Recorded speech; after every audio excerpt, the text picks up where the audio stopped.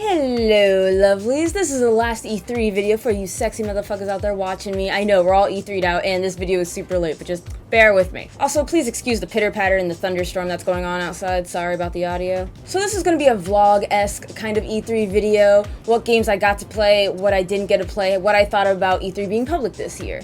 So for me, E3 was divided into two portions. There was the gaming portion and there was the networking portion. Gaming here is going to be defined as what games I played and what presentations I went to and how it made me feel if I enjoyed it or not. And networking is describing the people I've met and how I interacted with them and what became of it. So because of the 15,000 other bodies that entered E3 this year, it was really difficult for me to play all the games I wanted to play. And overall just hindered my E3 experience altogether. You know, the lines were longer, basic etiquette was left at home for some reason. Overall just very crowded and difficult to maneuver the show floor. While most of the media strongly disliked the idea of the public being welcome into E3 this year as it hindered their work, I kind of also understand E3 being open to the public and how, you know, so many people's dreams were made and, you know, we watched E3 growing up, so finally being able to attend this monumentous event for gaming was just, you know, awesome. So I find myself kind of in the middle there. I understand where like the newcomers of E3 are coming from, but as a media person, it was very irritating and stressful. This year, because my homie Jake James Lugo of the Coalition, he got me a media badge which allowed me to skip a lot of the lines. In fact, because of this upgrade, I got to play many of the games that I did. Before I continue with my story, be sure to check out JJ's coverage over at thecoalition.com and his YouTube channel, Jake James Lugo. Links in the description below.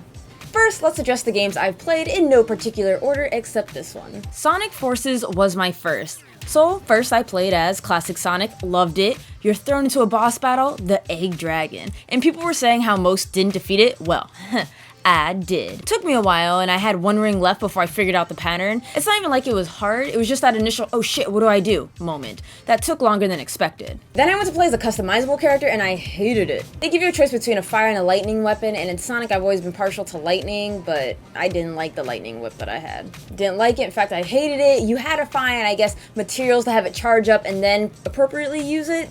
It was weird, I didn't like it. Levels were fine, monster placement was fine, but like, I don't know, sometimes like the speeding moments and the jumping, the platforming felt a little clunky, it felt a little unpolished. Sonic custom character, I'm just not looking forward to. I'm dreading having to do it in the main story if I decide to really play and look into Sonic Forces. But Sonic Mania, on the other hand, yes, I am in love.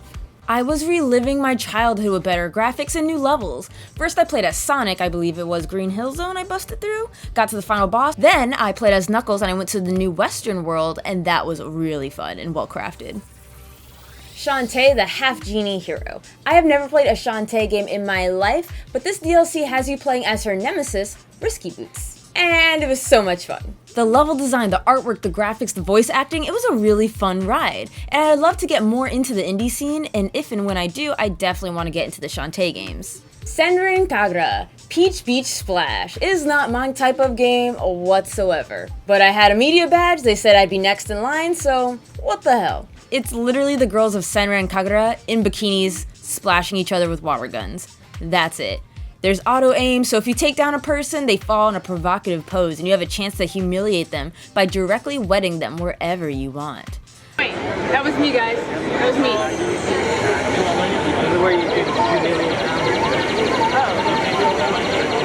Oh, I can just think.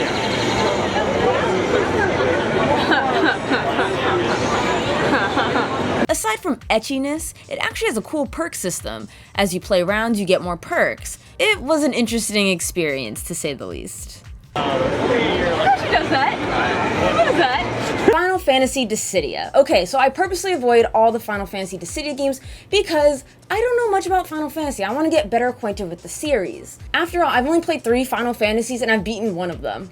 I don't like to play characters I know nothing about. I want to understand certain comments they make, why they behave the way they do, the inside jokes, the inside references. I personally don't enjoy crossover games that much if I don't know majority of the characters. Needless to say, I played Zidane from Final Fantasy IX, so you best believe that was my boy. And yo, this game is fire. Matches were quick, no more than 2 minutes, and as I got used to the controls and understood how the game was played, oh man, you guys are just in for a great game, because I was starting to get it. It was 3v3, playing against other people. My team won because, you know, we ain't no bitches. The gentleman running the booth said so far there are 15 characters, and they're looking to have a roster of about 50 playable characters. So that's something you should all look forward to. So once again, I'm abusing my media badge, and I use it to go look at 2 presentations. The first one is Detroit Become Human. It's tentatively on the Let's Play list, as it's kind of a choice game, similar to Life is Strange in that regard. You're pretty much leading an android revolution, where you're deciding, do you want to go against the humans, are you for the humans, or maybe meet somewhere in the middle. What choices you make will alter the story and get you to some sort of ending. Now, I've never played Watch Dogs, but it has a very Watch Dog aesthetic. I wish I could show you guys, but I don't have any film. We couldn't film in the presentation. Same rule applied to the second presentation that I saw, which was Life is Strange Before the Storm, which is a prequel to Life is Strange. Now, this game is on the Let's Play list, so you play as Chloe and her experience with Rachel Amber and how Rachel Amber changes her life for better or for worse. Now, if you haven't played the first one, this won't mean much to you, but good news is you could play these games out of order and it will still make perfect sense. Another fun fact is in the first one, you were Max Caulfield, and she had the power to rewind time and, pick a different choice if you didn't like the first choice you made. Well, in this game, there's no mechanic like that. There's no mechanic to replace that. You are simply Chloe, and whatever decisions you make, you stick with it, which I think adds a lot more weight to the decision making. So that just means when I do my Let's Play, I better choose wisely. Played some Just Dance. It was cool, but they didn't play any songs that got me hype as fuck. I'm not even gonna lie. I wanted to play a booty poppin' song, but they didn't, so I wasn't really feeling the music. It took me a moment to get the hang of it, but I got there eventually.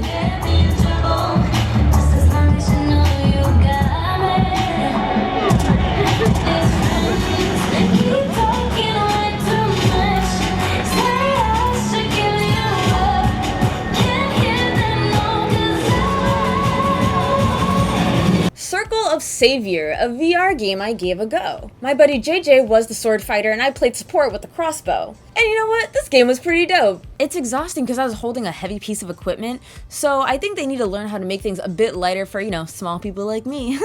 And JJ told me the volume needed to be readjusted because there's an NPC support that gives you hints on how to defeat the monster, but he didn't hear it clearly. Overall, not my cup of tea, but I still really enjoyed it.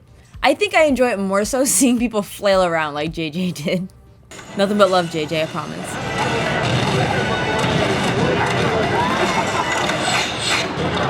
And lastly, one of the games I really wanted to play is Ni no Kuni 2: Revenant Kingdom. Players were thrown in the middle of 1 or 2 boss battles. Of course, your girl picked the harder one. You're level 15 and the boss is level 30 and you're attacking. You have equipped skills at the bottom right for easy access. You also have AIs attacking and little spirit sprites who give you boosts during battle. Unfortunately, I wasn't paying attention to my health and at the home stretch, I died. And everyone's watching you play, so my pride took a fucking hit and it sucked. But it did make me feel a little better that my cameraman also died. Although he did get the boss's health lower than mine. Fuck you, Bryan. Oh no! Oh no! I lost my health! Oh my god! And so that was pretty much my gaming adventures. I didn't get to play Mario Odyssey, sadly, but it's okay. This holiday, I'll wait. So for me, this year's excitement was from the networking. So the first thing that happened was after I got my media badge, it was like a magical ticket suddenly, but I started running into all these just kind of notable faces. Number 1, I ran to Dylan and Cole Sprouse from The Sweet Life of Zach and Cody, The Sweet Life on Deck, if you watched Disney Channel back in the day. And they were so sweet, so kind, and they're just beautiful men. God, they're so beautiful. Then I just kind of walked the Nintendo floor, see what else was going on, and there was Kimishima, president of fucking Nintendo. I was like, holy crap. I thought I was delusional for a second. So I walked up to him and I said, hello, thank you for all your work for Nintendo. Thank you for stepping up. And, I started shaking his hand. I started bowing. I was like, thank you, arigato, arigato. I freaked out, I fangirled a little bit. I can't lie. You can even see in this picture, I didn't know how to properly take a picture with him because he was such a stout, stern businessman, Japanese businessman, I didn't know if I was okay to hug him or to, just put my arm around him. So I just, polite pose. So the second day of E3, I met Matt Pat and Stephanie Pat and Gaijin Goomba. They were all chilling in the media room. I was just walking by and I noticed Matt Pat. I was like, holy shit, Matt Pat's in the fucking media room. So I said hi and I introduced myself and I was wearing my Pelvic Gaming t-shirt and he asked about it and he was like, Pelvic Gaming, is that who you're with? So what's that about?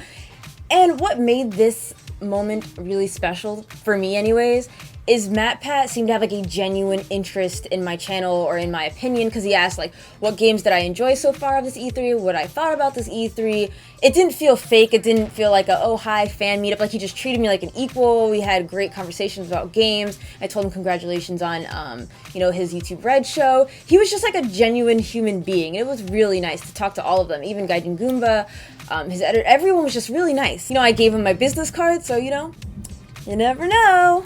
On the third day of E3, I ran into Gerard, aka the completionist of Normal Boots, and it was so funny finally meeting him because I found a bunch of people who look like him. Everyone just has a beard, at fucking E3. Just the beards are sexy at E3. I don't know, the beards are in. So every time I thought it was him, it wasn't. I'm so glad I wasn't like, hey Gerard.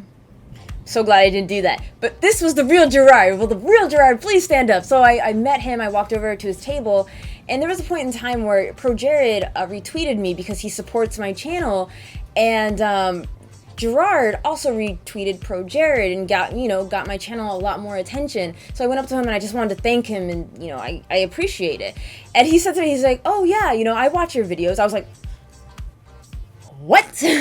It's just crazy because people who have made it in the industry, and have a successful YouTube channel, when they watch like little guys like me, it means a lot. And when they're supportive of you and want to see what you're capable of and what you do with the channel, it's really inspiring. It gives me like a confident boost, like, all right, I'm on the right track. These people are starting to notice me and really enjoy what I do and actively support my channel.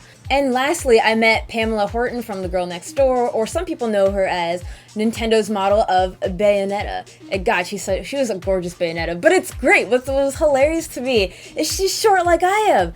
Like, oh my God, I think like she's maybe taller than me by an inch, or I'm taller than her, or maybe the same size. But like we're both small people, and I'm like, oh my God. So I walked up to her, I met her, and I said I loved her cosplay, and she was really open. She's very goofy and nerdy, and I was like, oh my God, we're one of the same.